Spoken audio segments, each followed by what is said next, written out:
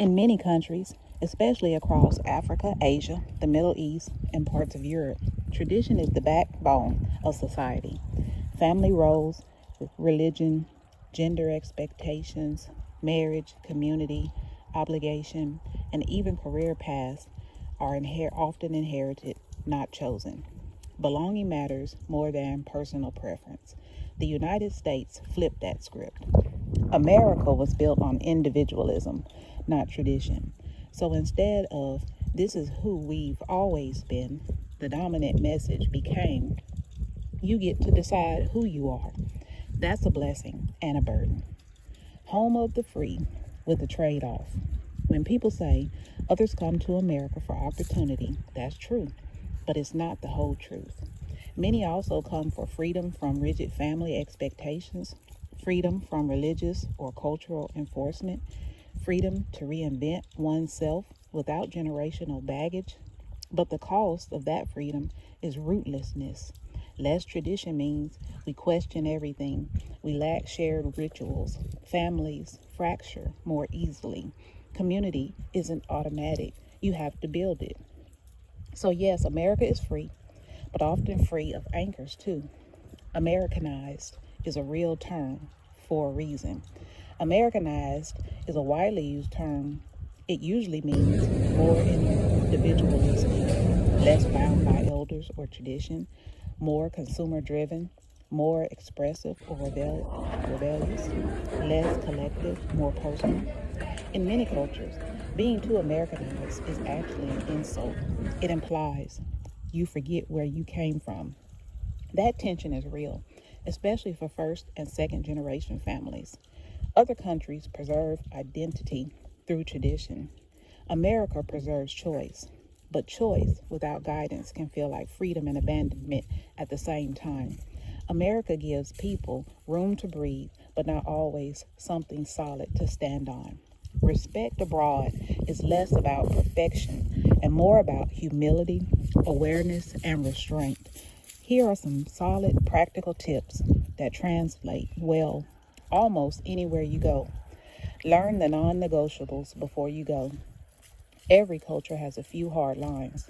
Look up dress expectations, especially for women, religious sites or rural areas, public displays of affection, alcohol, smoking, or drug laws, photography rules, people, military, police, sacred places.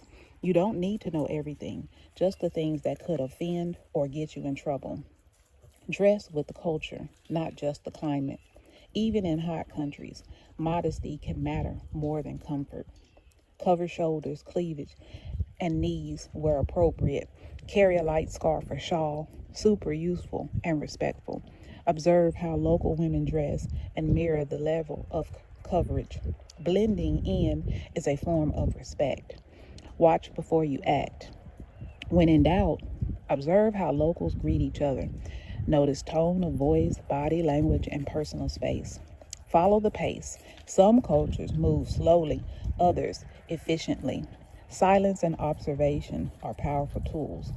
Learn a few key phrases, even if you say them badly. A simple hello, please, thank you, excuse me, spoken with effort, goes a long way. Accents don't matter. Respect does. Be careful with gestures. Some gestures that are harmless in the U.S. can be offensive elsewhere. A thumbs up, pointing with one finger, showing the soles of your feet, touching someone's head. When unsure, keep your hands relaxed and neutral. Respect elders and authority, even if you don't agree. In many cultures, elders are honored automatically. Questioning authority publicly is rude. Age equals wisdom. You don't have to adopt a belief, but you should respect the structure. Ask before taking photos, especially of people, children, religious ceremonies, markets, or rural homes. A smile plus a gesture plus waiting for a nod shows consideration. Don't compare out loud. Avoid phrases like "back home we do it better," "this is weird," "why don't they just." Curiosity is welcome, judgment is not. Understand that time works differently. Some cultures are relationship-based, people greater than schedules, event-based, things happen when they happen. Patience isn't just polite, it's expected. Remember, you are a guest. The golden rule of travel: adapt yourself to the culture. Don't expect the culture to adapt to you. You don't lose your identity being respectful, you gain perspective. One last thing: tradition isn't about control, it's about continuity. When you honor someone's traditions, you're honoring their ancestors, their values, and their sense of belonging. Safe and fun travels from my family to yours.